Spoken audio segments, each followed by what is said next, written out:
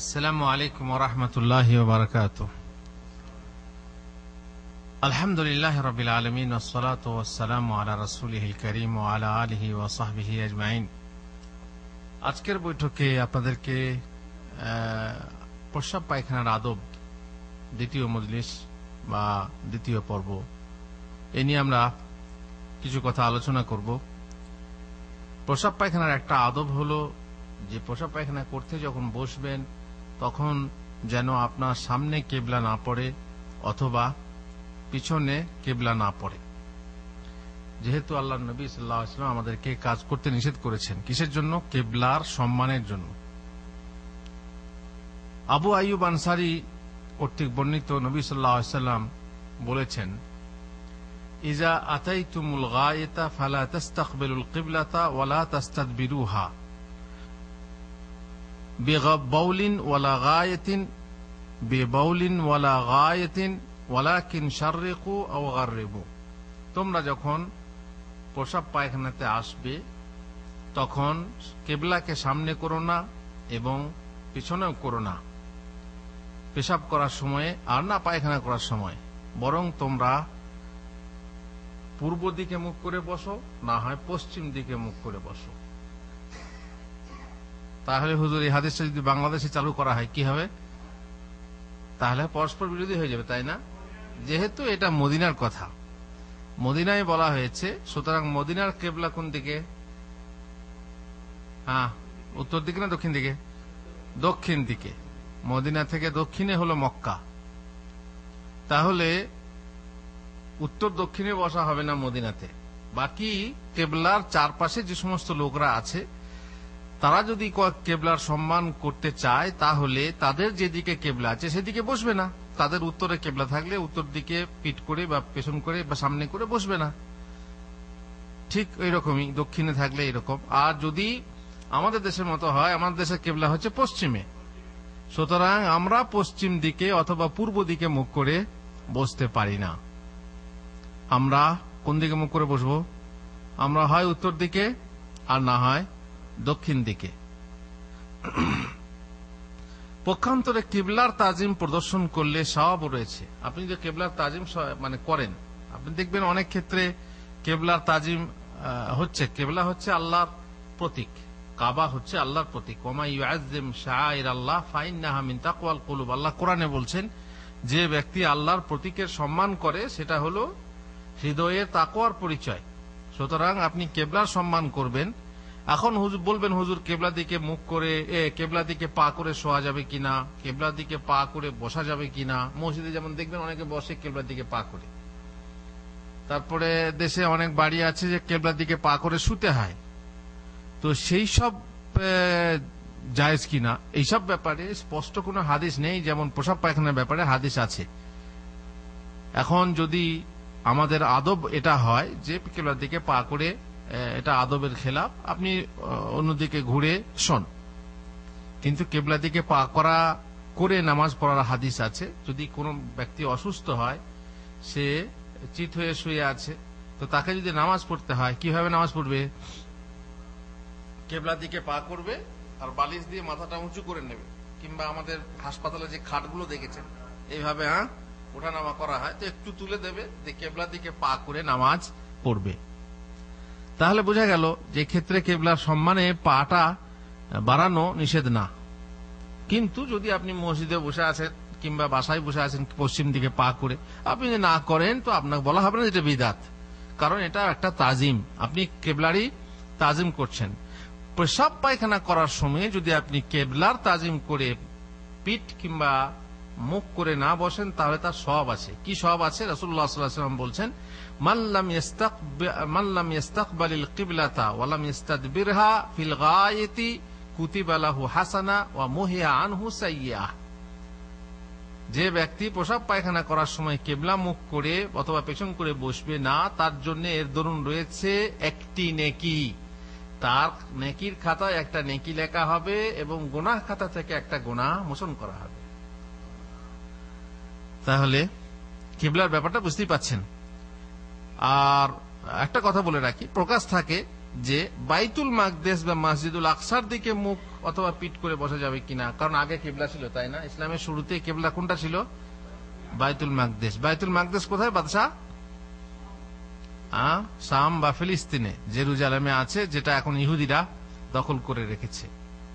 আল্লাহ তাআলা মুসলমানদেরকে তৌফিক দেন যেন তা তাদের কাছ থেকে আজাদ করতে পারে, স্বাধীন করতে পারে। আল্লাহুম্মা আমিন। তাহলে বোঝা গেল যে এর সম্মান সেটা নেই, যেহেতু আমাদের হাদিসে বর্ণিত হয়নি। এখন এই ব্যাপারে ওলামাদের মতভেদ আছে। যে একটা হাদিসে আছে যে আমি রাসূলুল্লাহ সাল্লাল্লাহু আলাইহি ওয়াসাল্লামকে দেখলাম হাফসার ঘরে তিনি পায়খানা করছেন, পেশাব করছেন কিবলার দিকে মুখ করে বা পিঠ করে, হাদিস আছে। তাহলে হচ্ছে পরস্পর বিরোধিতা হয় না? পরস্পর বিরোধিতা হওয়ার জন্য অনেক ওলামা বলছেন, যদি বিল্ডিং এর ভিতরে হয়, ঘরের ভিতরে হয়, চারিদিক বন্ধ আছে, সেই সময়ে কিবলার দিক খেয়াল না করলেও চলে। কিন্তু ফাঁকা মাঠে যদি পেশাব পায়খানা করেন তাহলে সেই সময় খেয়াল করতে হবে, এরকম অনেকে বলেছেন। কিন্তু আমরা ওদিকে না গিয়ে আমাদের ভিতরে সবসময় তাজিম থাকবে, সবসময় সম্মান থাকবে কার? কিবলার। অতএব আমাদের উত্তম হলো, যদিও অনেকে জায়েজ বলেছেন বিল্ডিং এর ভিতরে সমস্যা নেই, বাথরুমের ভিতরে, তবুও আমরা মনে করি যে না বসাই উত্তম। সুতরাং যদি কোনো জায়গাতে দেখেন যে কিবলার দিকে মুখ অথবা পিঠ করে পেন বসানো আছে, সেখানে কি করবেন? যদি পারেন তো একটু ঘুরে বসেন, যদি পারেন তাহলে একটু ঘুরে বসেন। আর ঘুরে বসলে তার স্বভাব বুঝতে পারছেন, একটা নেকি লেখা হবে এবং একটা গুনাহ মোচন করা হবে। পেশাব পায়খানার আর একটি আদব হলো যে আপনি বাথরুমে ঢোকার আগে বা পায়খানার জায়গায় যাওয়ার আগে, পায়খানার জায়গা মানে ওই যে বাইরে যারা পেশাব পায়খানা করে, মনে করুন গ্রামের যারা গ্রামাঞ্চলের বাসিন্দা, গ্রামাঞ্চল কি শহরের বাসিন্দারাও লাইনের ধারে ধারে দেখবেন কত পায়খানা, তো সেগুলো হচ্ছে পায়খানার জায়গা। তো সেই জায়গা যাওয়ার আগে আপনি কি করবেন? নির্দিষ্ট দোয়া পড়বেন। কারণ অধিকাংশ খবিস জিনরা নোংরা স্থানে বাস করে বা আসে যায়, আর শয়তান হলো মানুষের চিরশত্রু। শয়তান সবসময় মানুষকে বেইজ্জত করতে চায়, অসম্মান করতে, অপমান করতে চায়, বেআবরু দেখতে পছন্দ করে। সে চায় যে তাকে উলঙ্গ দেখবো, উলঙ্গ করবো ইত্যাদি। কিন্তু প্রস্রাবাগার বা পায়খানা ঘরে বা স্থানে প্রবেশ হওয়ার পূর্বে যদি আপনি বিসমিল্লাহ বলেন, দেখছেন পেশাব পায়খানায় যাওয়ার আগে বা ঢোকার আগে কি বলবেন? বিসমিল্লাহ। এই বিসমিল্লাহ কি হবে? তাহলে যদি আপনি পড়েন তাহলে আল্লাহর হুকুমে তাদের চোখে, কাদের চোখে? জিনদের চোখে পর্দা পড়ে যাবে, আর আপনাকে দেখতে পাবে না বা আপনাকে উলঙ্গ অবস্থায় দেখবে না। কারণ আল্লাহর নামে শয়তানদের কি হয়? ভয় হয়। আল্লাহু আকবার বললে কি শয়তান পাততে পাততে পালায়। সুতরাং আল্লাহ যেমন বলেছেন যে তোমরা বিসমিল্লাহ বলে ঘর ঢুকলে ওই ঘরে শয়তান আর ঢোকে না। বিসমিল্লাহ বলে খাবার খেলে তোমার সাথে শয়তান খেতে পারে না, আর বিসমিল্লাহ বলে না ঢুকলে সঙ্গে সঙ্গে তোমার সাথেও তারা ঘরে বাস করতে ঢোকে।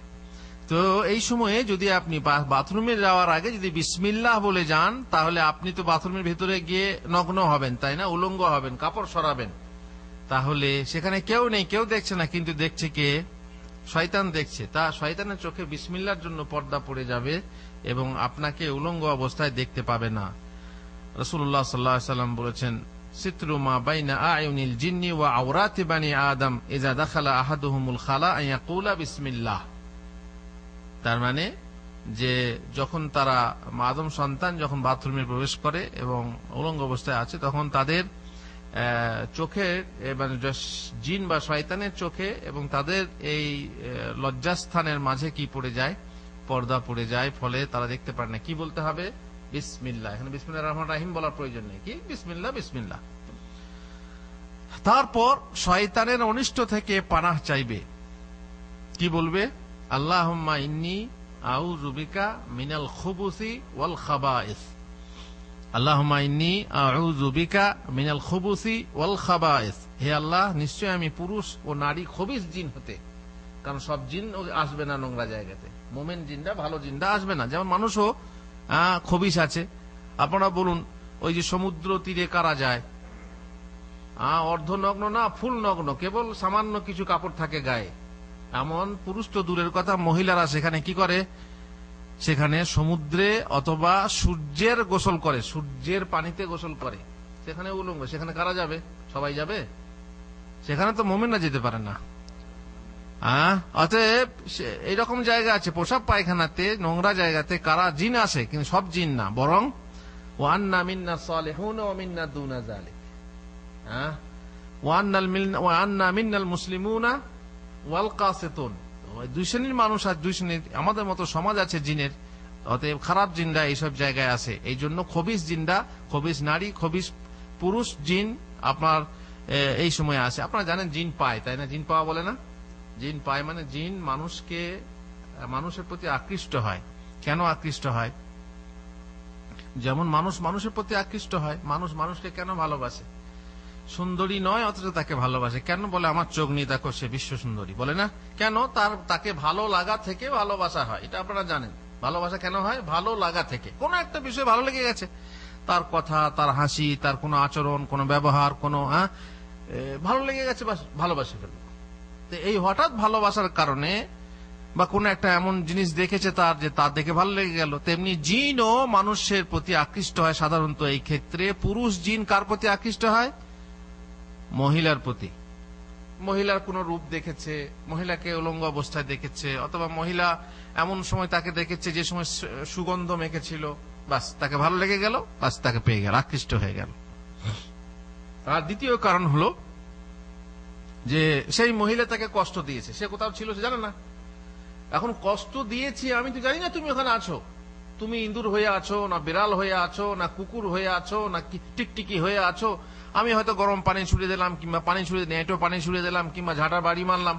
এবার তুমি বললে আমাকে কষ্ট দিলে কেন? আমি তোমাকে তুমি জানি কি করে, কিন্তু বাস বদমাশি, তুমি আমাকে কষ্ট দিলে কেন? তাই তাকে কষ্ট দিতে তার দেহে প্রবেশ করে। দেহে প্রবেশ করে আপনারা জানেন, ইন্না শাইতানা ইয়াজরি মিন বানি আদম মাজরাইদ দাম। শয়তান আদম সন্তানের শির উপশিরায় চলাফেরা করতে পারে, প্রবিষ্ট হতে পারে। এ নিয়ে ইখতিলাফ, আপনারা জানেন, বিতর্ক আছে যে আদম সন্তানের ভিতরে আসতে পারে কিনা, তার কথায় তার জীব নিয়ে কথা বলতে পারে কিনা, ইত্যাদি ইত্যাদি বলা হয়, তর্ক আছে। কিন্তু সঠিক মতে আমরা জানি আহলে সুন্নাহ ওয়াল জামাআহ বলেছেন যে জিন মানুষের দেহে প্রবেশ করতে পারে এবং তার জীব নিয়ে কথা বলতে পারে। সুতরাং এই যে খবিস জিন, বললাম জিন কি জন্য পায়? তাহলে কষ্ট দিলে পায়। আর তৃতীয় একটা কারণ আছে, খামখা আপনি রাস্তা দিয়ে পার হয়ে যাচ্ছেন, ঢিল ছুটছে, দেখেছেন আপনারা? কি দোষ করেছেন আপনি? কোন দোষ করেছেন? খামখাতে। তো এইরকমই কোন কোন জিন আছে খামখা মানুষকে নিয়ে খেলা করে। তো বললাম ভালোবাসার ক্ষেত্রে সাধারণত নারীকে পায় পুরুষ জিন, আর পুরুষকে পায় নারী জিন, মহিলা জিন। এই ভালোবাসার ক্ষেত্রে এটা কোন রকমের ভালোবাসা, ভালো লাগা থেকে ভালোবাসা হয়, তার জন্য আকৃষ্ট হয়। এখন প্রসাব পায়খানাতে গিয়ে যদি আপনি উলঙ্গ হন, আর সেই সময় অনেকে উলঙ্গ হয়ে গোসলও করে, সেই সময় যদি আপনি দোয়া পড়ে না যান, তাহলে এমনও হতে পারে যে জিন আপনার প্রতি আকৃষ্ট হয়ে যাবে। এই জন্য দোয়া পড়তে হবে, দোয়া মুখস্থ করে নেবেন। আর একটি আদব হলো, প্রসাব পায়খানা করার সময় পর্দা জরুরি। পর্দা জরুরি তো নিশ্চয়ই, এই জন্য বাড়ির ভিতরে বাথরুম হওয়া খুবই দরকার। বুঝতে পেরেছেন? বাড়ির ভিতরে যদি বাথরুম না হয়, মেয়েরা কোথায় যাবে? মেয়েরা হয় পুকুরে যাবে গোসল করতে, আর না হয় নদীতে যাবে। আর বহু মহিলা আপনারা জানেন সমুদ্রে গোসল করছে। তো বাইরে কোন জায়গাতে এইভাবে কাপড় খোলা মহিলাদের জন্য বিশেষ করে জায়েজ না। অতএব মানে সতর্কতা অবলম্বন করা দরকার। বরং হাদিসে আছে, যে মহিলা তার মায়ের বাড়ি অথবা স্বামীর বাড়ি ছাড়া অন্য কোন জায়গায় কাপড় খোলে, সে মহিলা তার মাঝে এবং তার প্রতিপালকের মাঝে পর্দা বিদীর্ণ করে ফেলে। এই জন্য এটা বিশাল ব্যাপার। আপনি অন্য জায়গাতে কাপড় খুললে এটা অন্যায়। আপনি ঘাটে গিয়ে কাপড় খুললেন, আবার ঘাটে, সেই ঘাটে যেখানে পুরুষরা। এই জন্য রাসূলুল্লাহ সাল্লাল্লাহু আলাইহি ওয়াসাল্লাম নিষেধ করেছেন, তোমরা মহিলাদেরকে হাম্মাম বলে, তাই সে যুগে ছিল মানে যৌথ হাম্মাম, যেখানে পুরুষ মহিলা সব এসে গোসল করে। আমাদের দেশে যেমন পুকুরগুলোতে আছে বধূ সরোবর, জানেন তো আপনারা, সব ছেলে মেয়েরা এসে গা ধুচ্ছে, একই সাথে নামছে, একই সঙ্গে গোসল করছে। নদীতে ওদের ঘাটগুলো তাই, আর সমুদ্র সৈকত তো বলার কথাই নেই। তো নিষেধ আছে। অবশ্য আমরা গোসলের আদব যদি আসে তখন আমরা বলবো ব্যাপারটা, মহিলাদের উচিত না সেখানে। অবশ্য আমাদের দেশে কোনো কোনো পর্দা বাড়ি যাদের পুকুরের ধারে বাড়ি তারা ঘাট বাঁধিয়ে নেয়, ঘাট বাঁধিয়ে নিয়ে কিছু পানি ওই ঘাটের ভিতরে থাকে, মহিলারা গোসল করে, খুব ভালো বুদ্ধি। কিন্তু আম গোসলখানায় গিয়ে ওইভাবে মহিলাদের তো খুবই অন্যায়, কারণ সেখানে কাপড় চেঞ্জ করতে হবে, ভিজে কাপড়ে তাকে দেখতেই অন্যরকম লাগবে, বিশাল ফিতনা। এই ফিতনা থেকে বাঁচার জন্য মহিলাদের হেফাজত করা দরকার। অতএব প্রসাব পায়খানা করার সময় পর্দা জরুরি, এটা আপনারা জানেন। এই জন্য বাড়ির ভিতরে বাথরুম হওয়া খুবই দরকার। অবশ্য বাইরে প্রসাব পায়খানা করতে হলে এমন জায়গায় বসতে হবে যেখানে যেন কেউ দেখতে না পায়, কোন উঁচু জায়গা, ঝোপের আড়াল বা রাতের অন্ধকার যেন আপনাকে গোপন করে। কেন? ইসলামী শরীয়তে ইজ্জত ও শরমগাহের যথার্থ হেফাজত করার নির্দেশ আছে। সুতরাং পুরুষ ছাড়া বিশেষ করে মহিলাদের ইজ্জত রক্ষার ব্যাপারে অবশ্যই খেয়াল রাখতে হবে। মুগীরা বিন শুবা বলছেন, কুনতু মা নবী সাল্লাল্লাহু আলাইহি ওয়াসাল্লাম ফি সাফার, আমি এক সফরে নবী সাল্লাল্লাহু আলাইহি ওয়াসাল্লামের সঙ্গে ছিলাম। ফাকালা ইয়া মুগীরা খুযিল ইদাওয়া, মুগীরা লোটাটা নাও, লোটা মানে ওই যে বদনা, পানির যেটা পাত্র, পাত্র নাও। ফাআখাযতুহা, আমি নিলাম। ফান্তালাকা রাসূলুল্লাহ সাল্লাল্লাহু আলাইহি ওয়াসাল্লাম হাত্তা তাওয়ারা আন্নী ফাকাদা হাজাতাহ, তারপরে রাসূলুল্লাহ সাল্লাল্লাহু আলাইহি ওয়াসাল্লাম পানির লোটা নিয়ে এত দূরে গেলেন যে আমার কাছ থেকে অদৃশ্য হয়ে গেলেন। তার মানে আমি দেখতে পেলাম না। আপনি সামনে যদি পায়খানা করেন তো লোকে তো বুঝবে যে পায়খানা করছে, তাই না? তো সামনে বসে আছেন, তাতে যেন লোকে বুঝতে না পারে যে আপনি পায়খানা করছেন, কারণ আপনি কি করছেন সেটা খেয়াল করলেই মানুষের একটা সাধারণত কল্পনা এসে যায় যে আপনি উলঙ্গ আছেন। সুতরাং এমন জায়গায় যাবেন, এই যেমন ছাতা নিয়ে, যেমন বলছেন সেদিনে, ছাতা নিয়ে আড়াল করে করে লোকে দেখলেই বুঝতে পারবে যে পায়খানা করছে। সেরকম লাভ হবে না। হয়তো আপনার ইজ্জতটা রক্ষা হলো ঠিকই, কিন্তু আপনার লাভ হবে না। যে লাভটা আপনি একদম আড়ালে গিয়ে দিতে পারেন বা করতে পারেন। বোঝা গেল কি যে একদম লোকচক্ষু থেকে অন্তরালে যেতে হবে, অদৃশ্য হতে হবে। আর ঘরের ভিতরে বাথরুম থাকলে কোনো ব্যাপারই নেই, দেওয়ালের এপার আর ওপার, সমস্যা নেই। বেশ, আর একটা আদব বলি, দেহ বা কাপড়ে পেশাবের ছিটা লাগা থেকে সতর্ক হওয়া জরুরি। এখানে একটা কথা আমি বলতে ভুলে যাব, সেটা হচ্ছে যে অনেক সময় দেখবেন বেহায়ার মতো মানুষ বসে বসে পেশাব পায়খানা, যেমন বললাম লাইন ধারে, ট্রেনের সমস্ত লোক দেখে। তো দেখা কি জায়েজ? বাংলাতে বলে দেখনদারির লাজ নেই, কি বলে, হাগনদারির লাজ নেই, দেখনদারির লাজ হওয়া দরকার। হাগনদারি মানে যে হাগছে তার যদি লজ্জা না থাকে, তো যে দেখছে তার লজ্জা হওয়া দরকার। সুতরাং আপনি তাকিয়ে দেখবেন না। যদি দেখছেন একটা লোক পায়খানা করছে, মুখ ফিরিয়ে নেন, বা এক মহিলা পায়খানা পেশাব করতে বসেছে, আপনি মুখ ফিরিয়ে নেন। আপনি তাকিয়ে থাকবেন না, তাকিয়ে দেখবেন না। আর এমনিতে মহিলার ব্যাপারে তো আপনারা জানেন, যদি একবার নজর পড়ে যায় দ্বিতীয়বার নজর তুলে দেখা জায়েজ না। রাসূলুল্লাহ সাল্লাল্লাহু আলাইহি ওয়াসাল্লাম আলীকে বলেছেন, ইয়া আলী লা তুতবি'ন নাযারাতান নাযারা, একবার নজর পড়ে গেলে আর একবার নজর তাকিয়ে দেখবে না। একজন বলছে, হুজুর আল্লাহর এত এত সুন্দর সৃষ্টি, দেখতে হবে আল্লাহ সম্পর্কে। আল্লাহু আকবার। দেখছেন, এগুলো হচ্ছে বদমাশি, এগুলো হচ্ছে বদমাশি মন। সুন্দর সৃষ্টি সম্পর্কে আল্লাহ বলেছেন যে চিন্তা করো, তোমরা চিন্তা গবেষণা করো, তার জন্য তাকিয়ে দেখবে। এটা হচ্ছে বদমাশি। এই দলিল নিয়ে সে এরকম হারাম নজর দিতে চায় বা কুদৃষ্টি করতে চায় বা কাম নজরে দেখতে চায় মহিলাকে। আর মহিলার প্রতি কাম নজর হলে পরে সেটা কোথা পর্যন্ত নিয়ে যায় সেটা আপনাদের অজানা না। কি বলছিলাম, দেহ বা কাপড় যেন এমন দূরে রাখবেন যাতে পেশাব পায়খানার ছিটে না লাগে। পায়খানার ছিটা তো সাধারণত লাগে না, কিন্তু পেশাবের ছিটা লাগতে পারে, এই জন্য সতর্ক হওয়া জরুরি।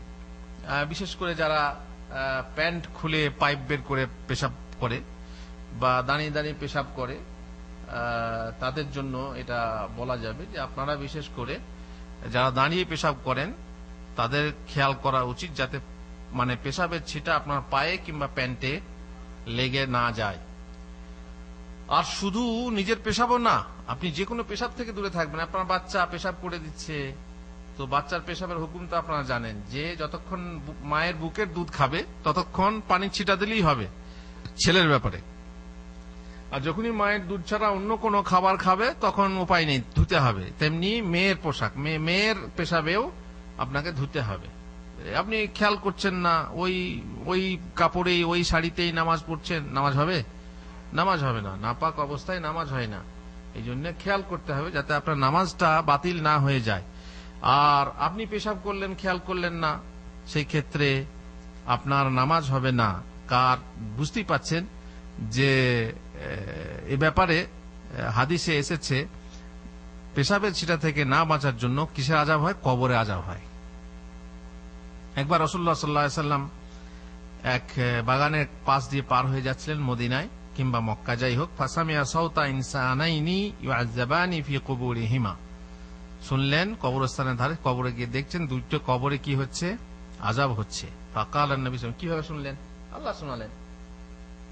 এখন যদি বলেন তাহলে আল্লাহ নবী সব কবরেই শুনতে না, তা না। আল্লাহ যখন শোনান তখন তিনি শোনেন। শুনলেন যে দুই কবরে আযাব হচ্ছে। তিনি বললেন ইউআযাবানি ওয়া মা ইউআযাবানি ফি কাবীর, দুই কবরে আযাব হচ্ছে কিন্তু কোনো বড় বিষয়ে আযাব হয়নি। তার মানে বিষয়টা কিন্তু ছোট, যে বিষয় দিয়ে আযাব হচ্ছে সেটা ছোট। তার মানে হচ্ছে যে গুনাহটা কি ছোট, তাহলে আযাব হবে কেন? গুনাহটা ছোট না, গুনাহ তো কাবীরা গুনাহ, কিন্তু ওই গুনাহ থেকে বাঁচাটা ছোট, মানে সামান্য ছিল। যদি ইচ্ছা করতো তাহলে বাঁচতে পারতো। কি গুনাহ ছিল? কানা আহাদুহুমা লা ইস্তাতিরু মিন বাউলিহি, একজন ছিল যে পেশাবের ছিটা থেকে বাঁচতো না, হেফাজত করতো না। ওয়া কানাল আখারু ইয়ামশি বিন নামিমা, আর একজন ছিল চুগলখোর, এর কথা ওকে ওর কথা ওকে লাগিয়ে বেড়াতো, চুগলখড়ি করত, এই জন্য আযাব হচ্ছে। তারপরে আপনারা জানেন সুম্মা দা বিজারিদাতিন ফাকাসারাহা কিসরাতাইন ফাওয়াদা আলা কাবরিন মিন কুল্লি মিনহুমা, একটা খেজুর ডাল আনতে বললেন, সে খেজুর ডালকে চিড়ে দুই ভাগে, খেজুর ডাল খুব সহজ তাই না, শেষের পাতাটা এইভাবে দিলেই কি হয়ে যায়? দুই ভাগ হয়ে যায়। এক ভাগ এই কবরে আর এক ভাগ ওই কবরে লাগিয়ে দিলেন এবং বললেন, কি বললেন? লা আল্লাহু আন ইউখাফফাফা আনহুমা মা লাম ইয়াইবিসা আও লা তাইবিসা,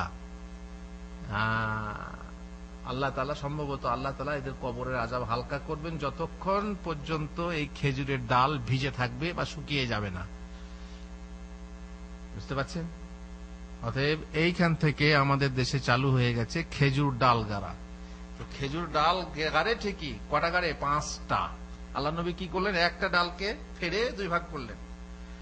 আর আমার দেশে কি করে? 4 কোণে 4টে আর মাঝখানে একটা। এসব মানুষের বুদ্ধি, মানে একে বলে আরবিতে বলে তাতাউর, মানে ইভলিউশন আর কি, মানে কি বলে ডেভেলপ আর কি, আস্তে আস্তে সেটা কি হয়? উন্নতি ঘটে, উন্নয়ন ঘটে। তো একটা হাফ খেজুর ডাল থেকে হয়ে গেল 5টা। দেয় কেন? বুঝে দিতে হয়, কিন্তু অকারণে দেওয়া। আল্লাহ নবী সাল্লাল্লাহু আলাইহি ওয়াসাল্লাম কবরে আযাব হয়েছে বা হচ্ছে জানতে পেরেছেন, সেই জন্য দিয়েছেন। তাছাড়া আল্লাহ নবীর হাতের বরকতটা, ওটা কি খেজুর ডালের বরকত? যদি বলে আরবের খেজুর ডাল, তাও হয়, দেশের সাধারণত খেজুর ডাল। তো সেই খেজুর ডাল গিরে কবরের আযাব হালকা হবে এরকম বিশ্বাস করা ঠিক না। তাছাড়া এই লোকটার কবরের আযাব হবে আপনি ধারণা করছেন, সেটাও ঠিক না। সুতরাং খেজুরের ডাল দেওয়া সঠিক না কবরের উপরে। আর যদি অন্য কারণে হয়, যেমন কাঁটা দেওয়া হয় কবরের উপরে, কাঁচা কবরের উপরে কাঁটা দেওয়া হয় কেন? যাতে শিয়ালে খুঁড়ে না দেয়, লাশ বেরিয়ে না যায়, সেটা আলাদা কথা, কিন্তু দিতে হয় মনে করে দেওয়া যাবে না। রাসূলুল্লাহ সাল্লাল্লাহু আলাইহি ওয়াসাল্লাম বলেছেন, আম্মাতু আযাবিল কবরি ফিল বাউলি ফাস্তানজিহু মিনাল বাউল, সাধারণত অধিকাংশ যে আযাব হবে কবরে সেটা হচ্ছে পেশাবের কারণে। এই জন্য পেশাবের ছিটা থেকে তোমরা বা পেশাব থেকে তোমরা দূরে থাকো। অনেকে তো পেশাব করে পানি নেয় না, তাই না? পেশাব করে পানি না নিলে এই আযাবই পড়বে, কারণ পেশাব থেকে তারা বাঁচে না। তেমনি বললাম ছেলে মেয়ের পেশাব থেকেও আপনাকে দূরে থাকতে হবে। আর এক বর্ণনায় আছে আকসারু আযাবিল কবরি মিনাল বাউল, অধিকাংশ কবরের আযাব হচ্ছে পেশাবের ছিটা থেকে। সুতরাং পেশাব করতে এমন জায়গায় বা এমন ভাবে বসবেন না যাতে তার ছিটা ঘুরে আপনার দেহে বা কাপড়ে লাগে। কখন বলুন তো কিভাবে লাগবে? মনে করুন এদিক থেকে হাওয়া আসছে, ঠিক আছে, আর আপনি এইদিকে মুখ করে যদি পেশাব করেন, তা পেশাবের ছিটা আসবে না আসবে না? আসবে, কারণ যখনই পেশাবটা পড়ে মাটিতে তখন সেটা ছোট ছোট ছোট ছোট জলকণা হয়ে যায়। জলকণা বলে না, জলকণা যখনই হয় তখনই হাওয়ার সঙ্গে উড়ে আপসে আপনার গায়ে লাগবে। অতএব আপনি ওই দিকে মুখ করে বসবেন না যেদিক থেকে হাওয়া আসছে, অথবা উঁচু জায়গায় বসে নিচু জায়গায় পেশাব করবেন, মানে নিচু জায়গায় বসে উঁচু জায়গায় করবেন না, তাহলে কি হবে? ছিটাটা সামনে থেকে চলে আসবে। তারপর ধরুন আপনার যদি শক্ত জায়গা হয়, পাথর, যেমন পাথরে যদি পেশাব করেন, যদি বালুতে পেশাব করেন তো পেশাবটা ছিটাটা যায় না, কিন্তু শক্ত জায়গায় পেশাব করলে, ইটের ওপরে পাথরের ওপরে পেশাব করলে পেশাবটা বেশি ছড়ায়। তখন আপনি খেয়াল করবেন যেন নরম জায়গায় আপনি পেশাব করেন। বিপদের আশঙ্কা আছে, যেহেতু বিপদের আশঙ্কা আছে, যদি আপনি কোনো ফাটলে বা গর্তে পেশাব করেন সেখানে করা উচিত না। যেখানে দেখবেন, আপনি হয়তো ভাববেন যে পেশাবে ছিটা লাগবে, অতএব এখানে গর্ত রয়েছে, একটা ফাটল রয়েছে, মাটির ফাটল থাকে, তো সেখানে পেশাব করতে লাগলেন, কিন্তু সেখানে করা ঠিক না। কেন? সেখানে কোনো সাপ বা বিছু, আপনি পেশাব করতে বসলেন, ফস করে যদি বেরিয়ে যায়, আপনার অবস্থাটা কি হবে আপনি বুঝতেই পারছেন। এই জন্য আগে থেকে এগুলো খেয়াল করতে হবে। আর ছিটে লাগার আশঙ্কা আছে বলেই অপ্রয়োজনে দাঁড়িয়ে দাঁড়িয়ে পেশাব করা উচিত না, কারণ দাঁড়িয়ে পেশাব করলেই আপনার ছিটে লাগবে। অবশ্য আমাদের দেশে স্টেশনগুলোতে বা বহু জায়গাতে দেখা যায়, আম জায়গায় দেওয়ালের উপরে কি লাগিয়েছে, ওই পেন বসে, ছোট মতো পেন, সেখানে সবসময় পানি পড়ছে, আপনি দাঁড়িয়ে দাঁড়িয়ে পেশাব করবেন, ছিটে লাগবে না, ওখানে পানি ব্যবহার করতে পারেন। ব্যবস্থা থাকলে আলাদা কথা।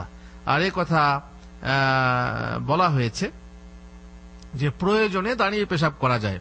মা আয়েশা রাদিয়াল্লাহু তাআলা আনহা বলেছেন, মান হাদ্দাসাকুম আন্না রাসূলুল্লাহ সাল্লাল্লাহু আলাইহি ওয়াসাল্লাম বালা কাইমান ফালা তুসাদ্দিকুহু মা কানা ইয়াবুলু ইল্লা জালিসা। যদি কেউ তোমাকে বলে যে আল্লাহ রাসূল দাঁড়িয়ে পেশাব করেছেন, তাহলে বিশ্বাস করো না, কারণ তিনি বসেই পেশাব করেছেন।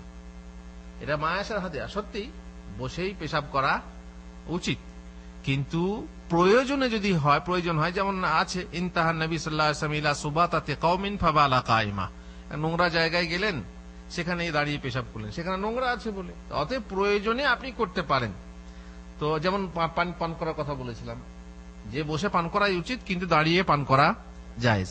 আপনিও প্রয়োজনে দাঁড়িয়ে পেশাব করতে পারেন, তবে শর্ত হলো যেন আপনার শরমগাহ কেউ দেখে না ফেলে এবং আপনার কাপড়ে যেন পেশাবের ছিটা না লাগে, এগুলো শর্ত অবশ্যই আছে।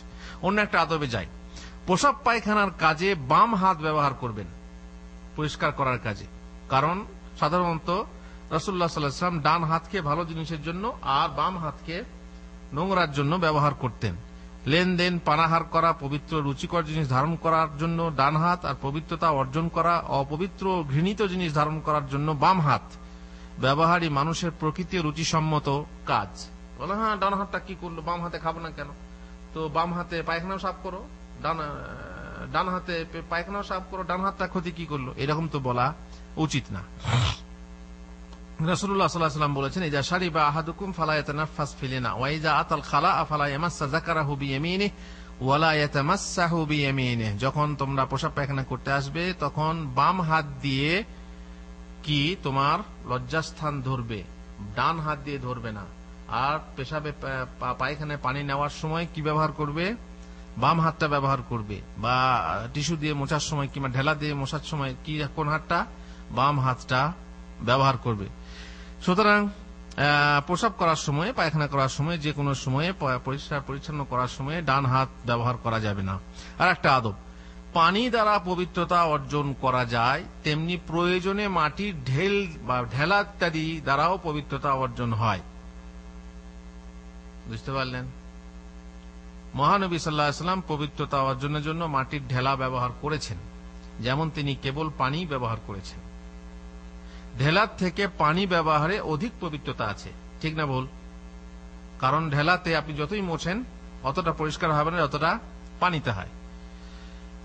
আর এই জন্যে আমাদের দেশে কিছু লোক আছে, তারা বলে যে পায়খানার আগে, পায়খানা শেষ হলে আগে ঢিলা দিয়ে কুলুপ করতে হবে, তারপর পানি দিয়ে ধুতে হবে, এটা সুন্নত মনে করে। কিন্তু আমরা বলি যে না, যেমন পানি না পেলে তায়াম্মুম মাটি দিয়ে করতে হয়, ঠিক পানি হচ্ছে বেটার। পানি দিয়ে ধুলে পরে আর মাটির দরকার হয় না, এটা সুন্নত। তবে যদি আপনি মরুভূমিতে, ফাঁকা ময়দানে, মাঠে বা বনে বা বাগানে পায়খানা করছেন, তো সেই ক্ষেত্রে আপনি যদি মনে করেন যে আমি পায়খানাটা ধোবো বাম হাতে, সরাসরি আমার কাঁচা পায়খানা হাতে লাগবে, দরকার নেই, ঢেলা দিয়ে পরিষ্কার করে নি। ঢেলা দিয়ে পরিষ্কার করে নিলে হালকা হয়ে যাবে, তারপরে আপনি পানি খরচ করলেন, সেটা আলাদা কথা, সেটা আপনার রুচি, আপনি করতে পারেন, সেটা ভালো বলা যাবে। কিন্তু সুন্নত মনে করা যে আগে ঢেলা ব্যবহার করতে হবে, এমনকি সুন্দর টাইলওয়ালা বাথরুমের ভিতরে মাটির ঢেলা নিয়ে এসে গোল গোল ঢেলা বানিয়ে সেখানে ব্যবহার করতে হবে, এটা হচ্ছে বাড়াবাড়ি, এটা অতিরঞ্জন। হ্যাঁ, যাই হোক, যে জামাতি হোক, তারা ব্যবহার করে, তারা সুন্নত মনে করে। যদি এত বাড়াবাড়ি যে সুন্দর টাইলওয়ালা বাসার ভিতরে যদি ব্যবহার করে, তাহলে মানে জরুরি মনে করে, এটা সুন্নত না, একবারে জরুরি মনে করে। আবার অনেকে ধরে হাঁটাহাঁটি করে, বলে 40 কদম হাঁটতে হবে। মহিলা কি 40 কদম হাঁটে নাকি ওইভাবে ধরে?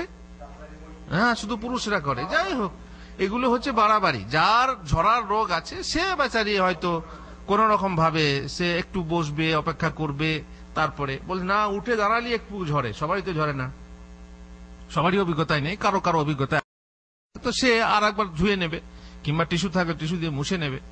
বড়দের এত করতে পারে? 40 কদম ধরে হাঁটতে হবে, লোকেরা তাকিয়ে তাকিয়ে দেখবে। হ্যাঁ, একটু ভারী মুশকিল। তাহলে মহিলারাও এরকম করতে হবে? মহিলারাও তো ঝরে, তাই না?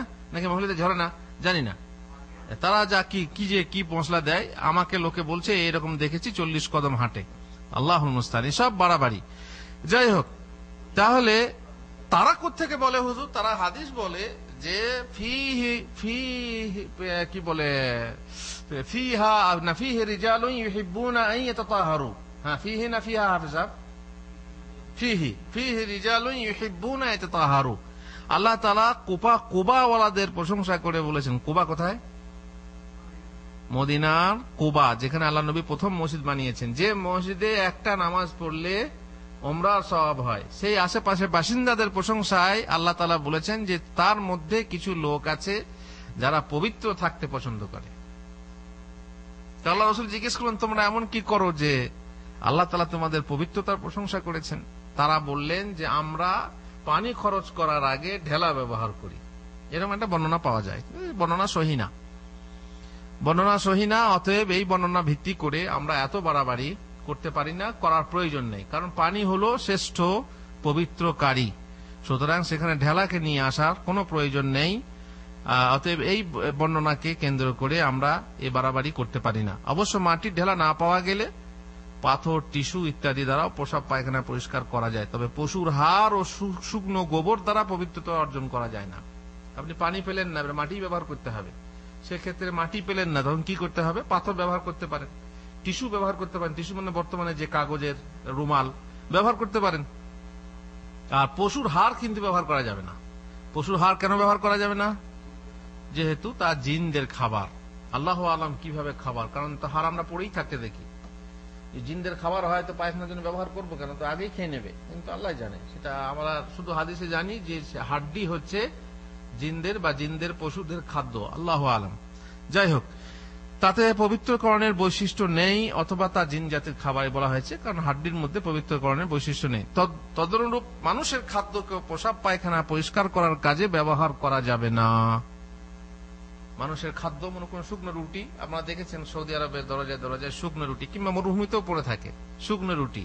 সেই আপনি পেলেন না ঢেলা, শুকনো রুটিটা নিয়ে আপনি কি করছেন? চলবে না। মানুষের খাদ্যের একটা তাজিম করা দরকার। মানুষের খাদ্য এটাকে আপনি এই জন্য অনেকে বলেছেন যে মানুষের খাদ্য এতে গিয়ে সরাসরি ডাইরেক্ট পায়খানার সাথে ফেলো না। কিন্তু আমরা হাত ধুতে গিয়ে কিছু না কিছু চলেই যায়, সেটা যেটা পারবো না সেটা কেন? কিন্তু ইচ্ছা করে খাবার মানুষ যেটা খায় সেটাকে নিয়ে ডাইরেক্ট পায়খানাতে ফেলবো, এটা উচিত না। ঠিক আছে, এবারে মানুষের খাদ্য যেমন ব্যবহার করা যাবে না, তেমনি তেমন কাগজও ব্যবহার করা যাবে না যে কাগজে আল্লাহর নাম থাকে বা হাদিস কোরআনের লেখা থাকে। আমাদের দেশে তো আরবি কাগজ দেখলেই, তাই না? কিন্তু জরুরি না আরবি কাগজ মাত্রই যে সেটা তাজিম যোগ্য, তা না। আরবিকে তাজিম করি না আমরা, কিসের তাজিম করি? কোরআন হাদিসের। আল্লাহর নাম যদি থাকে, সেখানে আব্দুল্লাহ লেখা আছে, কারণ নাম লেখা আছে আব্দুল্লাহ, আপনি সেই পেপার নিয়ে মুছতে লাগলেন। আপনারা নিশ্চয়ই দেশে দেখবেন যে সাধারণত বাসে, ট্রেনে বা ট্রেনে বিশেষ করে ওই পেপার বিছিয়ে দেয়, তার উপরে ছেলেকে বসায়, ছেলের পেশাব করে, পায়খানা করে, তো তার উপরে পায়খানা করে। অনেক সময় দেখবেন বড় বড় মন্ত্রী ছবি, আল্লাহর নবীর ছবি নেই কেন? আমাদের এক হুজুর বলছিলেন যে আল্লাহর নবীর ছবি নেই কেন? এই জন্য যে যাতে করে পরবর্তীতে সেই ছবির কোনো অসম্মান না হয়। কারণ দেখবেন ওইভাবে ওই ছবি, কারবর মন্ত্রীর ছবি আছে তার উপরে হাঁকছে, মন্ত্রীর ছবি আছে তারই উপরে পা দিয়ে লোকে যাচ্ছে। অতএব এই জন্য আমাদের নবীর ছবি নেই। যাই হোক, সেটা আলাদা কথা। কিন্তু ওই কাগজে যদি কোনো নাম থাকে, যেমন আব্দুল্লাহ, তাহলে আল্লাহর নাম ছিল, আব্দুর রহমান, তাহলে রহমানের নাম আছে, আর সেখানে আপনি পায়খানা করছেন, জায়েজ না জায়েজ? না জায়েজ। তেমনি পেপারকে বিছিয়ে খাওয়া, পেপার বিছিয়ে খাওয়ার ক্ষেত্রেও তাই। আপনি আপনার নোংরা ফেলছেন ওই পেপারে, যে পেপারে আল্লাহর নাম আছে। এখানে সৌদি আরবের লোক অনেকেই করে, অনেকেই বাইরের লোকেও করে।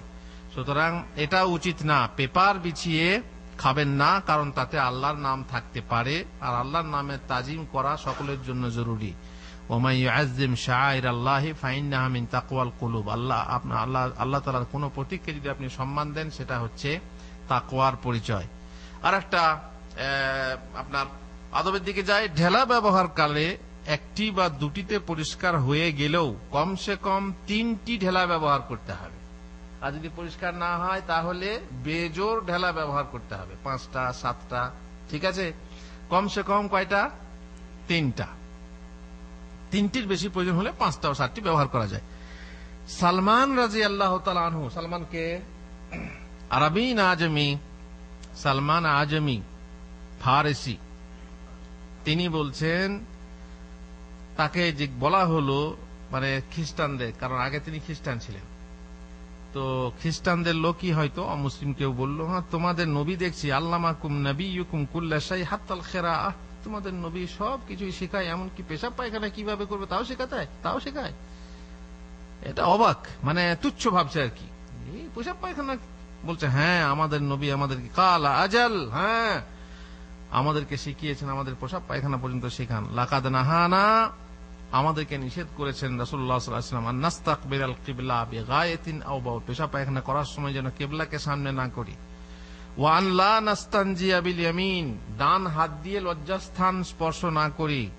ওয়া আন লা ইস্তানজিয়া আহাদুনা বিআকাল্লি মিন সালাসাতি আহজার, আর যেন কেউ 3টে ঢেলার কমে ব্যবহার না করে, মানে 3 ঢেলা ব্যবহার করে। আও আন ইস্তানজিয়া বিরাজিইন আও আযম, যেন গোবর দিয়ে অথবা হাড্ডি দিয়ে পায়খানা পরিষ্কার না করি। গোবর মানে যেমন শুকনো গোবর, উটের কিংবা গরুর, সেই গোবর দিয়েও আপনার পবিত্রতা অর্জন হয় না। যাই হোক,